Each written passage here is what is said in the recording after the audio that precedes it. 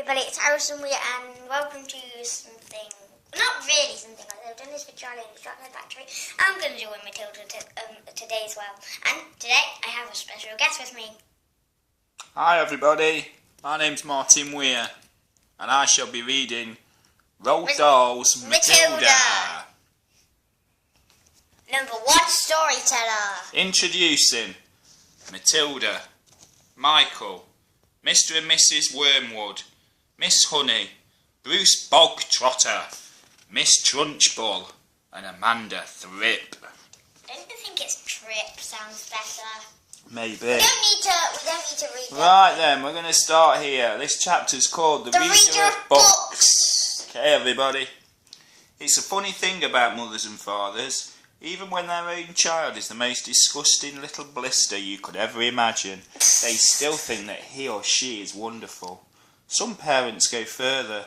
They become so blinded by adoration they manage to convince themselves their child has qualities of genius. Well, there is nothing very wrong with all this. It's the way of the world. It is only when the parents begin telling us about the brilliance of their own revolting offspring that we start shouting, "Bring us a basin, we're going to be sick." School teachers suffer a good deal from having to listen to this sort of twaddle from proud parents, but they usually get their own back when the time comes to write the end of term reports. If I were a teacher, I would cook up some real scorchers for the children of doting parents.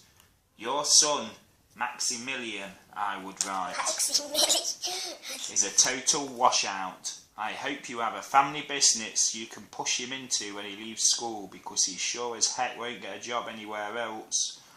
Or if I were feeling lyrical that day, I might write, "It is a curious truth that grasshoppers have their hearing organs in the sides of the abdomen. Your daughter Vanessa, judging by what she's learnt this term, has no hearing organs at all." I might even delve deeper into national history and say the periodical Cicada spends 6 years as a grub underground, and no more than 6 days as a free creature of sunlight and air. Your son Wilfred has spent 6 years as a grub in this school, and we are still waiting for him to emerge from the chrysalis. A particularly you mean he's a caterpillar and he's a cocoon? A particularly poisonous little girl might sting me into saying Fiona has the same glacial beauty as an iceberg, but unlike the iceberg, she has absolutely nothing below the surface. You mean she's cold? I think I might enjoy writing end-of-term reports for the stinkers in my class. But enough of that. We have to get on, Harrison. What do you mean? We have to get on to page 4. Occasionally one comes across parents who take the opposite line, who show no interest at all in their children, and these of course are far worse than the doting ones. Mr. and Mrs. Wormwood were 2 such parents.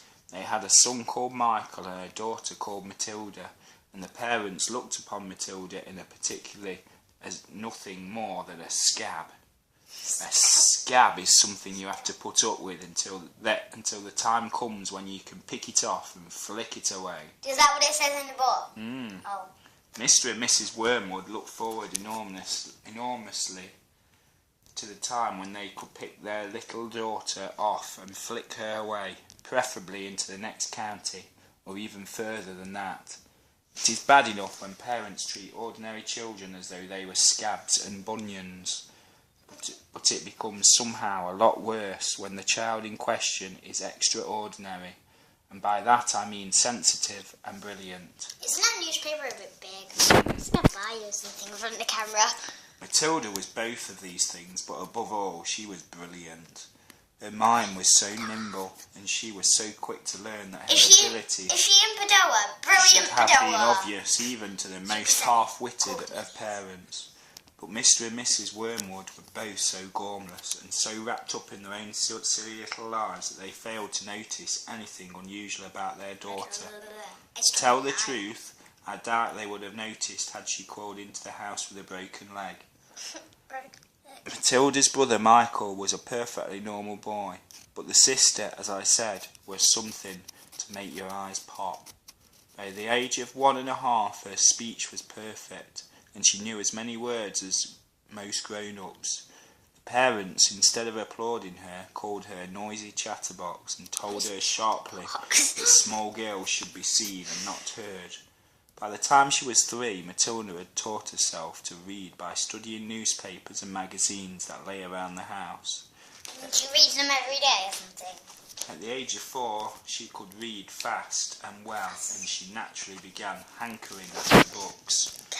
The only book in the whole of this enlightened household was something called Easy Cooking, belonging to her mother, and when she had read this from cover to cover and had learnt all the recipes by heart, she decided she wanted something more interesting.